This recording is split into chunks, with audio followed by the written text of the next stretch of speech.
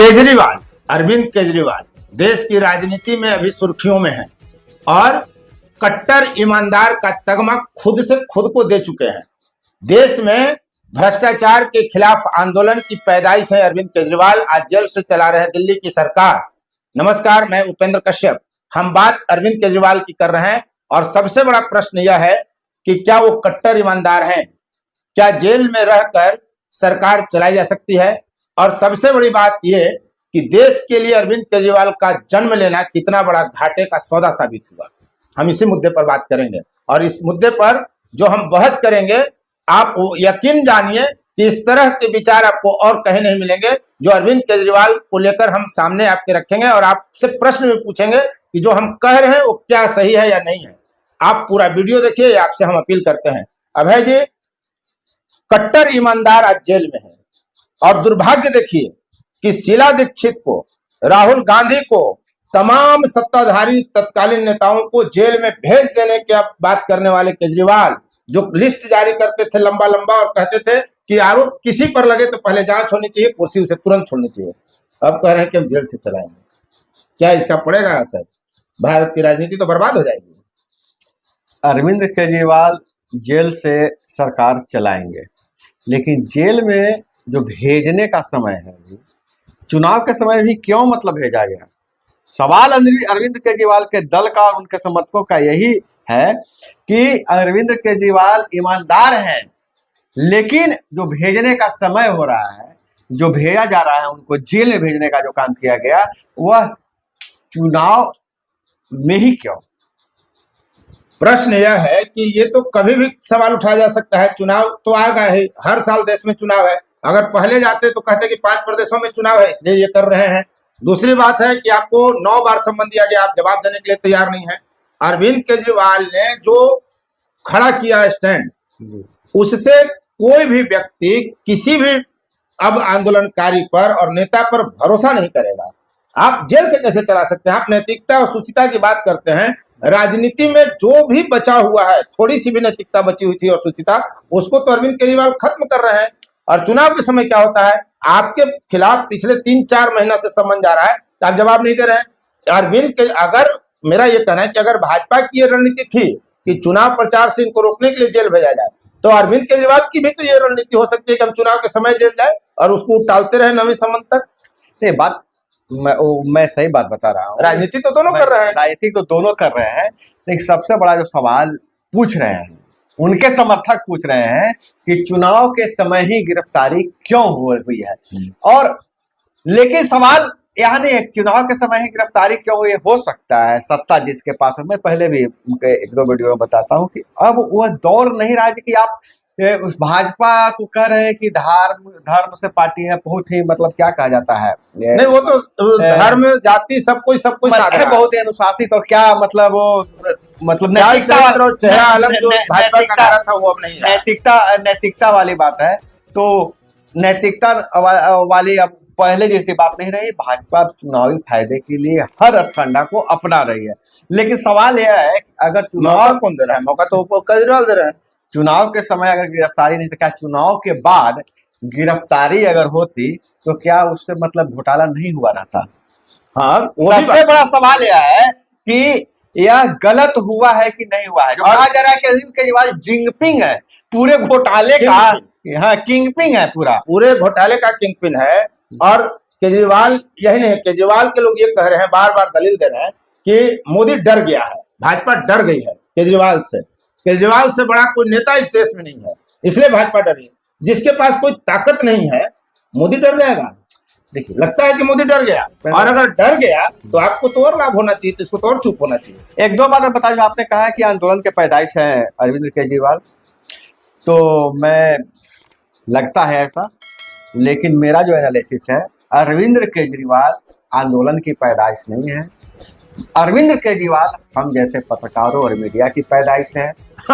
वो तो फिर मीडिया को घेरने की बात आ गई। मैं बात बता रहा हूँ अन्ना के पैदाइश नहीं। अब जो भी आपको रहे, अरविंद केजरीवाल हमेशा एक ऐसा परसेप्शन खड़ा करते हैं कि मीडिया में हम कैसे बने रहे और कैसे सहानुभूति ले। आप याद कीजिए पूरा उनका जो भी चीज है, अरविंद केजरीवाल बातों को घुमा देते हैं। बात अभी वो बोले कि चुनाव के समय मीडिया में रहने के लिए कुछ चुनाव के समय गिरफ्तारी हुई, कहाँ कहीं ना कहीं सहानुभूति लेने का प्रयास करते हैं। आपको याद होगा जब सीए लागू हुआ उन्होंने क्या एक हर कोई अलग तरह के कोई मतलब जो विपक्ष के दल लोग थे वो बोल रहे थे कि संविधान की आत्मा के साथ खिलवाड़ किया गया है, यह किया गया है, वह किया गया है। चलिए वो तो राजनीति सब होते मैं रहे। बता रहा हूँ, लेकिन सीए में अरविंद केजरीवाल ने इसे पाकिस्तान वर्सेस हिंदुस्तान का बात कहा, बोला कि पाकिस्तानियों को दिया जा रहा है जो हमारे नौकरियों पर और ये दुर्भाग्य देखिए कि आज इंडिया गठबंधन की स्थिति कितनी बदतर है। जिस इंडिया गठबंधन के तमाम राजनीतिक दलों के खिलाफ अरविंद केजरीवाल खड़ा होते थे, आरोप लगाते थे, और आज कांग्रेस की इतनी बदतर स्थिति है कि सारे कांग्रेसी नेता उसकी गिरफ्तारी की आलोचना कर रहे हैं, भ्रष्टाचार के आरोप में कह रहे हैं। जो लोग भ्रष्टाचार का आरोप लगाते थे, कांग्रेस वाले लोग खुलेआम प्रेस कॉन्फ्रेंस करते थे कि नैतिकता के आधार पर केजरीवाल को इस्तीफा देना चाहिए। आज वो कांग्रेसी नेता केजरीवाल को माने अवार्ड दे रहे हैं, सम्मान दे रहे हैं कि नहीं, जो उनके साथ हुआ वो गलत हुआ। मैं बता दे रहा हूँ, और इंडिया में गठबंधन का हिस्सा बनने के कारण गिरफ्तारी की बात कही जा रही है, इसी चलते की है। ऐसा नहीं है। अरविंद केजरीवाल का जो भी शुरू से कट्टर ईमानदार के आप खुद अपने आप को तमगा देते हैं, आपने पहले बताया। अरविंद केजरीवाल जब भी आए, जब से सत्ता में एक नई तरह की राजनीति की शुरुआत की, जहां खुद को कैसे मतलब स्थापित किया जाए। और दूसरे सबसे पहला बात, जब आप पूरे सफर देख लीजिए 1 मिनट में हो जाएगा।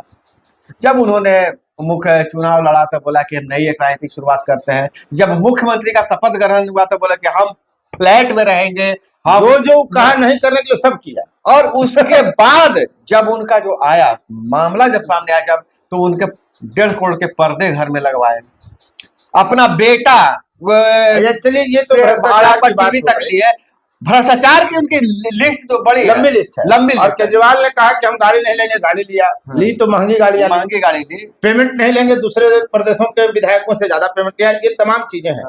हमारा एक जो मूल प्रश्न यह है कि अरविंद केजरीवाल का जो उभार हुआ अन्ना हजारे के आंदोलन के समय से, और अब जो उस व्यक्ति का व्यक्तिगत पतन हो रहा है, उसका भारत की राजनीति पर कितना बुरा प्रभाव पड़ेगा। क्या कल गए अन्ना हजारे को तो छोड़ दीजिए, अगर फिर से गांधी पैदा ले लें, जयप्रकाश नारायण पैदा ले लें और अन्ना हजारे पैदा ले लें, अगर ब्रह्मा विष्णु महेश इन तीनों को मान लें, राजनीति के संदर्भ में, धर्म के संदर्भ में मत जुड़िए इसे, तो अगर कल गए ब्रह्मा विष्णु महेश भी अगर बैठ जाए दिल्ली में भारत की सुधार के लिए, देश के विकास के लिए, देश से भ्रष्टाचार खत्म करने के लिए किसी मुद्दे को लेकर, तो क्या जनता विश्वास करेगी? वो तो कहेगी कि अरे लगता है कि तीनों में से कोई ना कोई यार केजरीवाल बाद में बनेगा। जनता ठगी गई है। ठगी गई तो अब विश्वास करेगी, खासकर अभी 1-2 पीढ़ी। जनता विश्वास नहीं करी, जनता ठगी गई है। और अन्ना हजारे के आंदोलन से लेकर जो अन्ना हजारे का आंदोलन सफल होना, इसमें सब अपनी रोटी सेक रहे थे। मैं भाजपा आरएसएस भी अपनी रोटी सेक रही थी। अन्ना हजारे जो भी मुद्दा लेकर बैठे, एक स्वच्छ राजनीति के और की मुद्दा लेकर बैठे, लेकिन अन्ना हजारे के आंदोलन का उपयोग भाजपा ने किया कांग्रेस को हटाने के लिए। लेकिन अन्ना हजारे नहीं जानते थे कि सबसे बड़ा नटवर लाल, वो तो बोले भी अन्ना हजारे। हाँ। और हमारी बात दिल्ली के लोगों से हुई, साथियों से, वहां ये कहा जा रहा है, मैंने जो कमेंट है, ये मेरी व्यक्तिगत राय नहीं है। दिल्ली में जब हमने साथियों से बात करी तो वहां लोगों ने साफ कहा कि दिल्ली में प्रदूषण थोड़ा अधिक बढ़ गया था, इसलिए थोड़ा कचरा बीजेपी की सरकार ने, केंद्र सरकार ने साफ कर दिया है। यानी केजरीवाल को दिल्ली की जनता कचरा बताने लगी है। दिल्ली की राजनीति का कचरा साफ करने के लिए दिल्ली की जनता, मैं अभी पिछले 1 महीने तक दिल्ली में था। दिल्ली में 2 तरह के लोग रहते हैं, जो कचरा अरविंद केजरीवाल को बताते हैं, वैसे लोग, जो लोग कचरा बता रहे हैं, अच्छे नागरिक हैं, पढ़े लिखे हैं, वहाँ रोजी रोटी कमा रहे हैं, उनके पास पैसे भी हैं, लेकिन उनके पास या तो वोट देने जाते नहीं है, या तो वोट देने का उनके पास नहीं। उनकी पीड़ा क्या है, मैं बता रहा हूँ। बिजली फ्री कर दी है और हम तिगुना दाम में वसूल रहे हैं। मैं वही बात बता रहा हूँ ना। ये बातें बहुत ज्यादा बोलते हैं ऐसे लोग, लेकिन सरकार बनाने और गिराने में जरा भी सहयोग नहीं करते हैं, बुरा लगेगा उनको। लेकिन वैसे लोग यही बात करते हैं, संख्या बहुत है उनकी, लेकिन ना वो बूथ तक जाते हैं, लगना पसंद नहीं, ना बूथ तक जाते हैं, या उनका नाम नहीं है। दिल्ली की सरकार, जो दिल्ली की सत्ता जो बनाती है, वो वैसे लोग जिनको देश से कोई मतलब नहीं है, जाहिल लोग हैं, मैं पूरे बोल रहा हूं, देशद्रोही लोग हैं, वो सत्ता में बनाने में ज्यादा भाग लेते हैं। उनको फ्री बिजली चाहिए और बहुत तरह के फ्री उसका देश पर चाहिए। बोझ बनते जा रहे हैं। हाँ, वो वैसे लोग दिल्ली की सत्ता बनाते तो हैं। यही लोगों की पीड़ा है ना कि आप फ्री बिजली दे रहे हो और हमसे बिजली का दाम 3 गुना ले रहे हो। तो आने वाले लोकसभा चुनाव में जो अब शुरू हो चुका है, 19 अप्रैल से वोटिंग शुरू हो जाएगी, तो दिल्ली के लोकसभा क्षेत्र पर इसका चुनावी असर क्या पड़ेगा? आपने एक अच्छी बात कही कि जो लोग बोल रहे हैं कचरा, वे लोग वोट देने नहीं जाते। हाँ, मैं बात तो अब चुनाव पर इसका क्या देखिए, प्रभाव मैं पड़ेगा? फिर वही बात करूंगा, लोकसभा चुनाव के बारे में वही बात करूंगा, बहुत मैं वही बात करूंगा। दिल्ली के लोकसभा के चुनाव पर न अरविंद केजरीवाल के गिरफ्तार होने से, न उनको आजाद होने से कोई फर्क नहीं पड़ा। न लालू यादव के साथ होने से, न इंडी गठबंधन में साथ होने से, अलग होने से, दिल्ली के लोकसभा के चुनाव पर किसी तरह का कोई फर्क नहीं पड़ने वाला है। जो यह तय है, सब जनता भी जानती है और सब लोग जानते हैं। जो मतलब ये भी कहें, मतलब विपक्ष में जो लोग हैं ना, वह भी जान रहे हैं, जनता भी, समर्थक भी जान रहे हैं कि आएगा तो आगे की बात जनता पूरी कर देगी। और कमेंट छोड़ दीजिए, और बाकी जब कमेंट में बताइएगा, आएगा तो अपने अपने हिसाब से कमेंट कर दीजिएगा। केजरीवाल, आप किस दृष्टिकोण से देखते हैं केजरीवाल को? अन्ना आंदोलन का प्रभाव तो आप देख ही रहे हैं, क्या कोई दूसरा अन्ना आंदोलन हो सकता है इस देश में? आप कमेंट बॉक्स में जरूर कमेंट करिए। इस सवाल के साथ है आप लोगों से विदा लेंगे। मैं पूरे की दिल्ली अरविंद केजरीवाल की गिरफ्तारी या अरविंद केजरीवाल का क्रियाकलाप से लोकसभा चुनाव पर फर्क पड़े या नहीं पड़े, लेकिन देश के लोकतंत्र के स्वास्थ्य पर क्या फर्क पड़ेगा आप जरूर बताएं, जरूर बताइएगा। धन्यवाद। तब विदा लेते हैं। विदा लेते हैं। Thank you.